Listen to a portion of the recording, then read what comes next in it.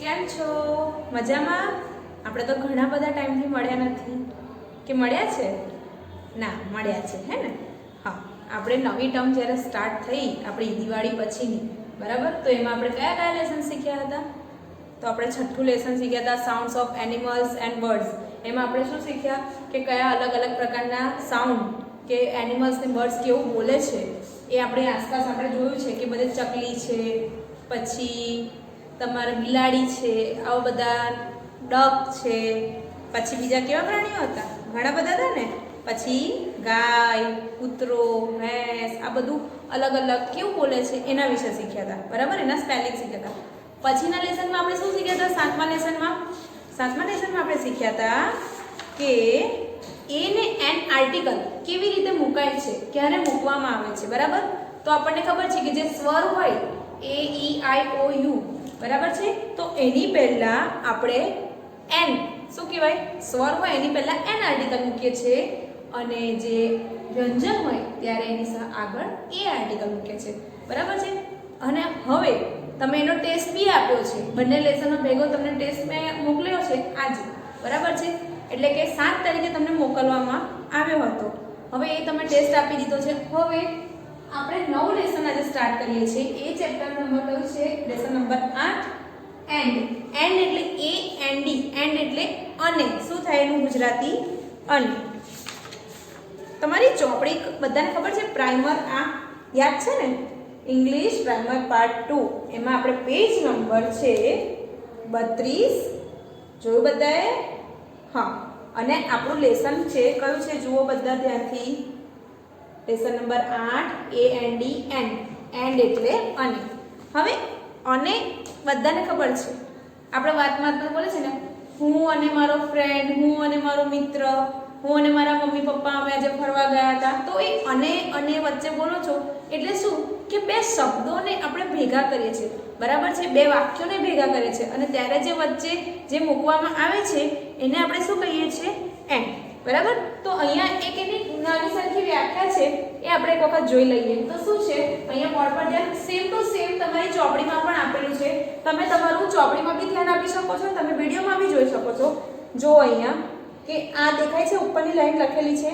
આ બે જ લાઈન સેમ મેં અહીંયા બોર્ડ ઉપર લખી છે. તો હું તમને બોર્ડ પરથી સમજાવું છું કે અંગ્રેજી ભાષામાં કોઈ પણ વસ્તુ, બરાબર, કે પ્રાણી વગેરે જાતિવાચક નામો એક વચનમાં હોય ત્યારે તેની પહેલા એ આર્ટિકલ, એ કે એન આર્ટિકલ આવે છે.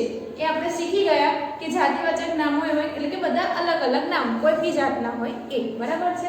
એ આપણે આગળ શીખ્યા. હવે એ બધા આપણે શીખ્યા. જેમ કે એનું તમને ઉદાહરણ છે કેટ, એ બી એક જાતિવાચક એક પ્રાણી છે. એપલ એક વસ્તુ છે, શું છે? ફ્રૂટ છે, બરાબર છે? એ પણ એક નામ છે ને, એટલા માટે. તો અ કેટ, બરાબર છે? આપણે એ કેટ નહીં બોલીએ, અ બોલીશું, બરાબર છે? A cat and an apple, બરાબર છે? કેમ અ કેટ આવ્યું? એ કેમ લગાવ્યો આર્ટિકલ? કેમ કે આ શું છે? વ્યંજન છે. સી દેખો છો બધાને આપણે ઓળખી ગયા ને કે જ્યાં જે સ્પેલિંગ ની શરૂઆત આલ્ફાબેટ શેના સિવાય? એ ઈ આઈ ઓ you, A E I O you, આના સિવાયથી થતા બધા જ જે સ્પેલિંગ જે છે આપણા એ બધા કયા છે? વ્યંજન છે. આ શું છે? સ્વર છે. અને સ્વર છે એટલા માટે એની આગળ હંમેશા એન લાગશે. આના સિવાયના જે બી આવતા છે આલ્ફાબેટ એબીસીડી માં, એ ટુ ઝેડ માં, એ બધા શું છે? વ્યંજન છે. માટે અહીંયા કેટ નો સી દેખો, અહીંયા સી છે, આમાં નથી, એટલા માટે આ વ્યંજન છે એટલે અહીંયા સી મૂકવામાં આવે, મતલબ એ મૂકવામાં આવે છે. અને આ એપલ, તો એપલ નો આ પહેલો લેટર જુઓ તમે, એ છે. એ શું છે? સ્વર છે. એટલા માટે આપણે શું મૂક્યું છે? એન. આ તો આપણે શીખી ગયા.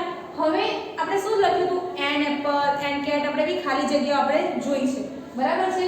હવે તમને એક નાનું વાક્ય આવશે, એટલે એક સેન્ટેન્સ. વાક્યને આપણે અંગ્રેજીમાં શું કહીશું? સેન્ટેન્સ. એ સેન્ટેન્સ આવશે. એ સેન્ટેન્સ કેવી રીતે આવશે અને એમાં આ આર્ટિકલ મૂકીને પણ સેન્ટેન્સ બને છે. એ કેવી રીતે બનશે? અલગ અલગ શબ્દો એટલે કે અલગ અલગ વર્ડ્સ, ડિફરન્ટ વર્ડ્સ, બરાબર? બે વર્ડ્સને ભેગા કરીને એક વાક્ય બનશે. એ કેવી રીતે બને છે એ આપણે આના પછી જોઈએ.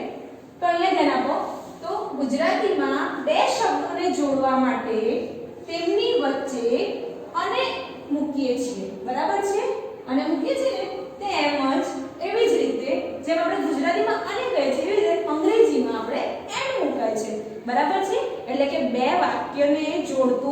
શબ્દને જોડતું એને જે વચ્ચે મુકાય છે એને શું કહેવાય છે એન્ડ બરાબર હવે અહીંયા એક ઉદાહરણ છે જો અહીં તમારી હું તમને ચોપડી બતાવું આ તમારી પ્રાઇમરમાં પણ તમે જોઈ શકો છો અહીંયા આટલે સુધી છે પછી જો આ એ ઈ આઈ ઓ ને યુ આ 5 સ્વર આપ્યા છે બરાબર છે સોરી આ આપણે એન આર્ટિકલ હું બતાવી રહી છું પણ અહીંયા તમે ધ્યાન આપો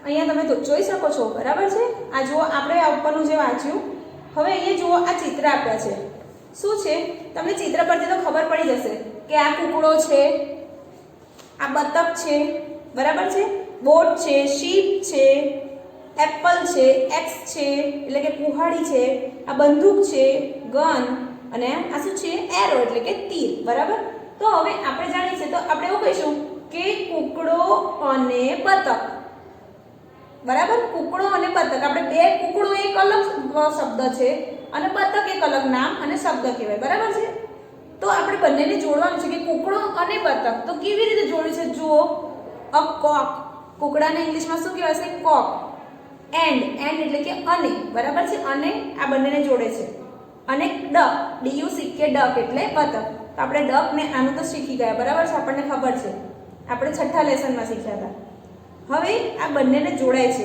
શેનાથી જોડાય છે ગુલાબી કલરના શું છે વર્ડ જુઓ તો વાંચો એ એન્ડ ડી એન્ડ એટલે અને તમે અહીંયા વાંચી શકો છો મેં બોર્ડ પર લખ્યું છે કે અ કોક એન્ડ અ ડક તો અહીં મેં એનો ઉચ્ચાર લખ્યો છે અ કોક એન્ડ અ ડક બરાબર છે અને આ એનો ગુજરાતી અર્થ લખ્યો છે કૂકડો અને બતક કેટલું નાનું વાક્ય બન્યું આપણું આ કૂકડો અને બતક બે શબ્દને ભેગા કર્યા છે માત્ર ને માત્ર તો એમાં આપણો આર્ટિકલ પણ આવી ગયો અને આપણો અને પણ આપણો એન્ડ પણ યુઝ થઈ ગયો એટલા માટે આખું એક આપણું વાક્ય બની ગયું એવી રીતે તમે અહીંયા નીચે જોઈ શકો છો an apple and an x કેમ અહીંયા આગળ n મૂકાયું કેમ કે એપલ નો a છે એટલા માટે એન્ડ કેમ આવ્યું કેમ કે બંનેને જોડવાનું છે બે શબ્દોને એટલા માટે એન્ડ એટલે કે અને પછી છે x બરાબર છે તો x કેમ અહીંયા એન આવ્યું આ આર્ટિકલ કેમ કે આ એ છે એટલા માટે બરાબર છે એ ઈ આઈ ઓ યુ સ્વર છે એટલા માટે તો આપણે અહીંયા તમે જુઓ Sam and apple and x એટલે આનો ઉચ્ચાર છે સેમ તમે જે ઉપરનો ઉચ્ચાર એટલે તમે જે ઇંગ્લિશમાં બોલો છો તે બરાબર છે અર્થ નહીં ઉચ્ચાર છે એન્ડ એપલ એન્ડ x સફરજન અને કુહાડી બરાબર છે તમે એવું કહેશો સફરજન અને કુહાડીનો ક્યાં મેચ ખાધો બરાબર છે પણ કોઈ કઠિયારો હોય એને કુહાડીથી સફરજનનું ઝાડનું લાકડું લેવું હોય તો બરાબર છે એવું કદાચ વિચાર્યું હોય ને ચોપડી જેને બનાવી હોય એને હા તો એવું કંઈક બની શકે છે એટલે આ તમને ખાલી ઉદાહરણ આપ્યું છે હવે અહીંયા ધ્યાન આપો ત્રીજું આ શું છે બોટ નાની બોટ છે બરાબર છે અને આ મોટી શીપ છે જે જહાજ આપણે વહાણ કહીએ ને જે સ્ટીમર 2-3 માળ કેટલા બધા માળની મોટી હોય ક્યાંથી ક્યાં દૂર દૂર જવાનું હોય દરિયાઈ માર્ગે જતું હોય બંને દરિયાઈ માર્ગના સાધનો છે બરાબર છે પણ આ નાનું છે આમાં લિમિટેડ અમુક જ માણસ બેસી શકે છે આમાં ઘણા બધા માણસ બેસી શકે છે દરેક પ્રકારની સુવિધા આમાં તમને મળે છે આ શીપમાં આમાં તમને ઓછી મળે છે એવું કંઈ હોતું નથી પણ હવે તમને એવું કહેશે હોડી અને શીપ સોરી હોડી અને જહાજ પણ આ તો હું જહાજ અને એવું બોલી ગઈ પણ આપણે કહું હોડી જહાજ તો સારું લાગે ના સારું લાગે વાક્ય ક્યારે સરસ લાગે જ્યારે એની અંદર એક પ્રકારનું આર્ટિકલ કે મૂકવામાં આવે ત્યારે બરાબર તો આ શું છે હોડી અને જહાજ હવે હોડીને અંગ્રેજીમાં શું કહ્યું છે બોટ અ બોટ અને એનું શું થશે એન્ડ અ શીપ બોટ અને જહાજ બોટ અને શીપ બરાબર છે a boat and a ship ખબર પડી ગઈ બધાને ચલો એવી રીતે અહીંયા બી જોઈ લો a boat and a ship આ એનો ઉચ્ચાર a boat and a ship હોડી અને જહાજ ખ્યાલ આવી ગયો હવે છેલ્લું જોઈ લો નીચે આ શું છે ગન આ શું છે એરો ગન એટલે બંદૂક એરો એટલે તીર હવે આ બંનેને આપણે ફરીથી ભેગા કરવાના છે મેં તમને આ 3 શીખવાડ્યા એ પ્રમાણે તમારે બોલવાનું છે ચલો કોણ બોલશે બોલો, a gun and an arrow. કેમ આવ્યું? એ આર્ટિકલ કેમ આવ્યું? કેમ કે આ જી છે, બરાબર છે, જી થી સ્ટાર્ટ થાય છે વર્ડ એટલા માટે. અને અહીંયા એન કેમ આવ્યો? કેમ કે આ એ થી સ્ટાર્ટ થાય છે એટલા માટે. એટલે અહીંયા એન, આ સ્વ છે, આ વ્યંજન છે. અને બંનેને જોડતો શબ્દ કયો આવ્યો? એન્ડ. દરેકમાં કોઈ બી વાક્યને જોડાય, શેનાથી જોડાય? એન્ડ. હવે હું એવું કહીશ કે હું અને મીરા, તો રિદ્ધિ એન્ડ મીરા, બરાબર છે. તો બે શબ્દને જોડતું શું છે? આ એક કંજક્શન છે, બરાબર છે. એ રીતે થાય છે. ચાલો, તો તમે આજનું આ લેસન છે એમાં આપણે આટલું જ શીખવાનું છે અત્યારે હાલ પૂરતું.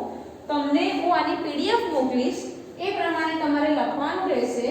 અને આ જ પ્રમાણે તમારી CW ની નોટમાં પણ લખવાનું છે, HW ની નોટમાં પણ લખવાનું છે. અને આના પછીના બીજા વિડીયોમાં તમને એના પછીની વસ્તુ કે અલગ અલગ પ્રકારના વાક્યો આ રીતે હું તમને લખાઈશ, જે તમારે તમારી નોટમાં લખવાના છે. પણ હાલ પૂરતું તમારે અત્યારે આટલું જ લખવાનું છે. જેની બધાને ખ્યાલ આવી ગયો? Okay, bye bye.